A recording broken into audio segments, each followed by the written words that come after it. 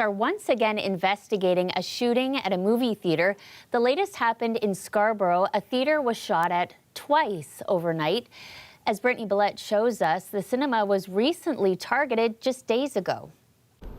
Outside and inside Woodside Square cinemas, the walls are riddled with bullet holes. Many patrons I spoke to said they had no idea about the double shooting that happened here overnight. That's very disgusting, first of all. Even if they wanted to shoot somebody else, they could, somebody the one who doesn't know what's happening might get shot, right? So it's very unsafe.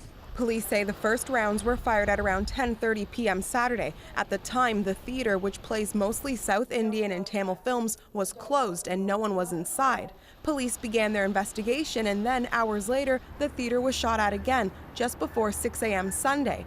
Thankfully, nobody was hurt, but police say at the moment they don't have a suspect description. It's early in this investigation, and I'm unable to tell you if the two incidents are connected or what the motive might be behind these two incidents. We understand how difficult these types of violence and these situations are for a community. I can assure you that the Toronto Police are dedicating all necessary resources to this investigation, and that our Guns and Gang unit are investigating it. Earlier this month, police were called here to investigate another incident. It happened on November 1st when two suspects walked in, set a package on fire, and then fled. There appears to be CCTV footage of that event online, but CBC has not been able to verify that yet. Police have not said whether all these incidents are connected, but one community member I spoke to says he's concerned for the safety of his neighborhood. I was here around 7:30, 8 o'clock, and to know that around 10 there was a shooting here is kind of scary, and I didn't think that this area had shootings going on, but kind of shocked to hear this for the first time. Many people are questioning why someone would do this, and at this point there isn't a clear answer. But this shooting follows a string of other incidents this year that involve movie theaters that show South Asian films. Police are asking witnesses with video of any of the incidents to contact Crime Stoppers. Brittany Billette, CBC News, Toronto. 2 adults and a baby have died when their minivan crashed into the back of a tractor trailer on the 401 near Trenton. A 4-year-old, also suffering serious injuries, was flown by helicopter to a hospital in Toronto. It happened just after 1 this afternoon, west of County Road 40 on the highway's westbound lanes. The OPP say the victims were from Laval, Quebec. Police are still trying to figure out what caused the crash. In Hamilton, the SIU is investigating after a shooting involving an officer that left a 43-year-old man dead. It happened yesterday around 5 o'clock at an apartment building on Main Street West. In a press release, the Special Investigations Unit says police were called after reports of a man, quote, acting in a threatening manner. Officers went to the 5th floor and became involved in an interaction with a man. The SIU initially said there was an exchange of gunfire, but according to the latest update, the police watchdog now says it does not appear the man discharged a firearm. Turning to Caledon now, where the OPP continued to investigate after the death of a person. Officers were called to a home on Deer Ridge Trail just before 10 p.m. Saturday. A witness describes what they saw. I saw he's lying on the road and there is a blood coming from his head, and there are four people standing nearby and one police officer giving the CPR and pushing the heart very fast, but he's not moving. The victim was later taken to hospital where they died. There are still lots of questions about this story, including the victim's cause of death and who they were. The OPP say neighbors should expect a continued police presence in the area. We're learning more tonight about a homicide that took place in Brampton Saturday. Police say a man in his 30s was shot to death. As Tyreek Reed shows us, it comes during an already violent weekend in the city. Somebody's been shot, so that security is the most important thing that we need to know what's happening with our neighborhood right now. Neighbors in Brampton say they're shocked after learning a man was shot to death outside of a home on Saturday. It happened in the Lockwood Drive and Chadwick Street area. On Sunday, police tape and vehicles still surround parts of the neighborhood. Some neighbors say they were home when it happened. I saw there are too many fire brigade, cars are there, cop cars are there. When I went over there and I saw the dead body was there. He got shot over, I think, here. Police say they were called to the area just after 3 o'clock. That's where they found a man in his 30s with serious injuries. Police first thought he was stabbed, but later discovered he was shot outside in broad daylight. Right now, we have varying reports about what led up to the incident, so we don't know if the suspects were on foot or in a vehicle. Once we get that information, we'll relay that. Police are also investigating a second shooting in Brampton this weekend. The first one happened just hours earlier in the Inder Heights Drive and Mayfield Road area. Bullet holes pierced through the driver's side window of a black truck. Police say a man was found with multiple gunshot wounds. He's in serious condition but expected to survive. Investigators from the 22 Division Criminal Investigations Bureau are investigating this. They believe at this preliminary time that this is a case of mistaken identity. While this is a targeted style shooting, clearly here our investigators believe this to be a case of mistaken identity. Police say it's unclear whether the two shootings are connected. Neighbors say they're finding it hard to come to terms with what happened on their street. It's kind of a sad thing, crimes are increasing day by day, and it's kind of a very bad thing for us, for everybody. Earlier it was very peaceful area, right? And now it's getting worse day by day. So I hope they're gonna catch whoever did this. Police gonna catch and soon. Police have yet to identify both victims. They're asking anyone with CCTV footage or information to come forward. Terry Greed, CBC News, Brampton. Now that we know Donald Trump is heading back to the White House, there's concern on this side of the border about a promise he made on the campaign trail around tariffs. JP Tasker tells us about the uncertainty ahead for Canadian businesses and the sectors that could be most at risk. As Canada braces for a trade battle with the next U.S. administration, a fresh warning from Donald Trump's last Commerce Secretary. He's going to be cracking down even more than last time on the abuses of trade by various countries. That's going to be a real fact. Wilbur Ross slapped tariffs on Canadian steel and aluminum in Trump's first term. We would like to have our trading partners also practice free trade. Now he's warning Canada's supply-managed farm sectors like dairy and eggs could be in for a rude awakening with Trump 2.0. The U.S. wants more access to the Canadian market, something Trump didn't get in his first term. Supply management is a very hot topic. I think you're going to see him going back to where we were, and probably in some cases going beyond. Ross says one sector could be spared, Canadian energy. I can't imagine that the president would want to tax that. My favorite word, tariff. Trump is also threatening to levy a minimum 10% tariff on all imports. While the president-elect is known to exaggerate, just the threat of trade action could be a problem for Canadian businesses. Investors start leaving Canada, production starts shifting elsewhere. Even if we get back to status quo, it's not all's well that ends well. Canada's really going to take a hit. Prime Minister Trudeau's point person on the U.S. says Canada is ready for whatever comes its way. The team in place has the experience and the expertise and the relationships to make sure that we can promote Canada and defend our interests. Canada's ambassador to the U.S. insists Trump and Trudeau get along well. That goodwill could help smooth over some of the irritants, she says. I think that they have a good, warm, and very effective relationship. Still, Trudeau has just revived his Cabinet Committee on Canada-U.S. relations. It's a sign the relative stability of the last 4 years is officially over. JP Tasker, CBC News, Ottawa. More than 59,000 people have filed their paperwork for Toronto's vacant home tax, but the launch hasn't been as smooth as some hoped. A tech issue with the city website meant people couldn't submit their declarations. The problem only lasted 2 to 3 hours, but it was long enough to prompt complaints. Brad Bradford says people are on edge after last year's chaotic rollout. I'm disappointed after all the hype about this new revamped system, and some of us, I think rightly, were skeptical about those improvements. Millions of dollars spent, thousands of hours of staff time, and here we are, day one, and the website's down. So, we have to do better. The city's not getting the basics right. During the last vacant home tax rollout, more than 160,000 people or wrongly charged the fee. The city redesigned the program, which is meant to help address Toronto's housing crisis. The tax is charged to homeowners who keep their home empty. The final day to make a declaration and avoid the fee is April 30th, 2025.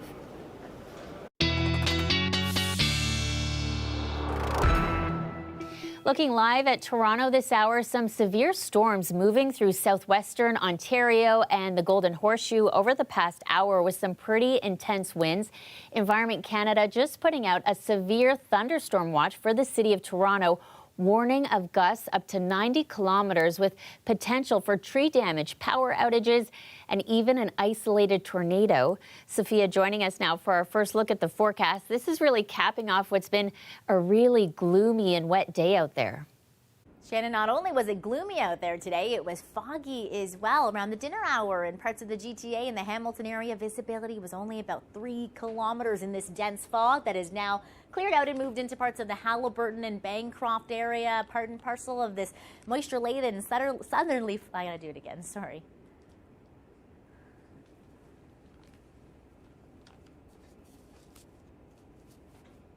Okay, ready?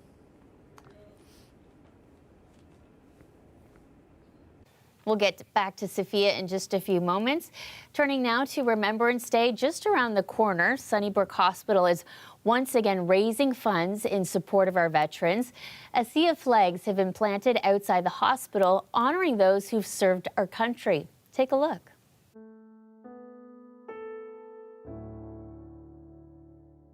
Today is a very special day. And when I look outside, I see a semblance of collections of different kinds of things that tell me people do think about remembering.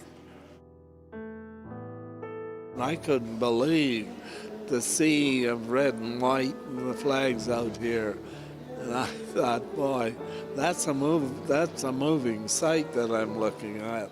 I think they look lovely and I think they look cheerful even though it's raining.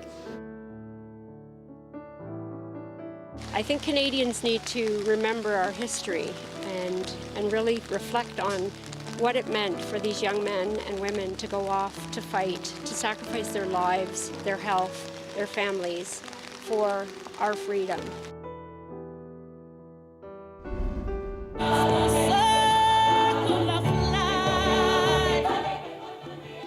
The cast of Disney's The Lion King has been hard at work rehearsing for weeks. The Mirvish production officially hitting the stage tonight at the Princess of Wales Theatre in downtown Toronto, and it's already getting rave reviews. It was amazing! It was the best thing I've ever seen, and I'm going to be back. Come watch it, like right now.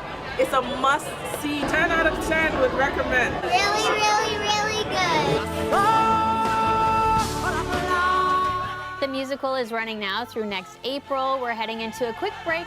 More news straight ahead.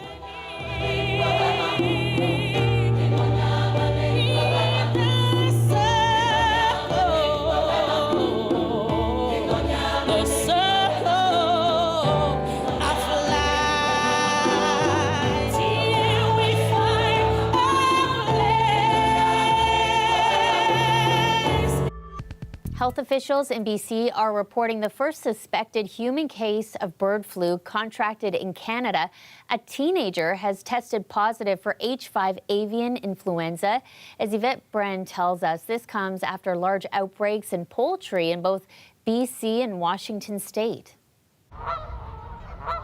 Canada has what's believed to be its first human case of avian flu, caught by a teenager in BC's Fraser Valley. What isn't known is how the young person got infected. We have to obviously take this very seriously. The teen is being treated at BC Children's Hospital while public health workers follow up with their contacts. Provincial Health Officer Bonnie Henry says they're conducting a thorough investigation to fully understand the source of exposure here in BC. Health officials say the likely source is an infected animal or bird. There's no indication of any human cases associated with a BC farm at this time. 6.4 million birds have been infected on BC farms, and there have been outbreaks on American farms, including in nearby Washington state. We moved to our highest level of biosecurity on October the 16th when we were seeing other cases in neighboring jurisdictions. Migrating birds drive the spread with what they leave behind. We know this is circulating globally in obviously in wild birds, and there's of course this very large outbreak. We know that political borders don't stop the spread of infectious diseases. While human cases of avian flu are rare, more than 40 have been detected in the U.S. this year. Most have been on the milder end of the spectrum, but we know that this is a virus that has potential to cause significant clinical harm. In 2014, a Canadian resident died after likely being infected in China. There is no vaccine for avian flu, but experts say a seasonal flu shot could still be helpful. It can prevent mutations that infect more humans. There might be an opportunity for these viruses to exchange genetic material. But the best advice, stay away from sick birds. I try to stay away from wildlife, just respect their environments and keep a distance. I'm also terrified of birds, so by default I keep my distance regardless. Yvette Brand, CBC News, Vancouver. Renowned lawyer and Manitoba's first Indigenous judge, Murray Sinclair, being honored and celebrated this weekend. He died earlier this week at the age of 73. Sinclair was a powerful voice advocating for Indigenous rights throughout his life, including his work as the chair of the Truth and Reconciliation Commission. Brittany Greenslade is in Winnipeg and was at today's ceremony. Murray Sinclair was an Indigenous force, a celebrated elder, judge, and senator who made history. My father's most enduring gift is that he loved this country and all of its complicatedness. Remembered by his son at this national commemorative ceremony in Winnipeg, the first ever held to honor an Indigenous leader. That he was often the lone voice of dignity against a wall of callousness. Sinclair died on November 4th at age 73. Here he was celebrated, sometimes with laughter, often through tears. Tears of gratitude for such an amazing human being that was able to describe a complex situation with everyday down-to-earth simple words. An Anishinaabe lawyer, Sinclair broke barriers. He was the first Indigenous judge in Manitoba, but he's best known for leading the Truth and Reconciliation Commission, helping Canadians to confront the country's dark past. Murray has brought us together. He's brought our whole country together. Sinclair not only listened, he made sure survivors were heard. His leadership was not just about asking for the truth, but demanding it. Many spoke of his strength and his compassion. When his kindness and his courage to speak out in that bubble in Ottawa where we work was so outstanding. The ceremony itself seen as proof of progress. We don't have a long history of Canada recognizing Indigenous greatness in its midst. His legacy and life's work now left up to Canadians to continue. Though we have lost our teacher, we have not lost his teachings. Brittany Greenslade, CBC News, Winnipeg. This Remembrance Day, a group of students is getting an important history lesson directly from veterans. Here again is Brittany Billette. I know Max one more. Students taking part in the Crestwood Oral History Project say it offers them something they can't find in a textbook. I've been so fortunate to be able to interview over 20 veterans now, and I have to say each story is just so unique. Social studies teacher Scott Masters has been running the program for about 20 years. Many stories come from World War II veterans and Holocaust survivors. He and his students have completed more than 1,000 interviews with people from all around the world. You know, I would dare say a lot of these kids have talked to more centenarians than your average person. It's a great program. It's really a multi-generational thing, very fulfilling for me as a teacher as well. Students connect to veterans in person and via Zoom, gathering their stories and archiving them on a public website for anyone to explore. It's about empathizing with people, and especially in such a polarizing time, it's remembering what the consequences of our actions can be and how the individual person can be affected by conflict.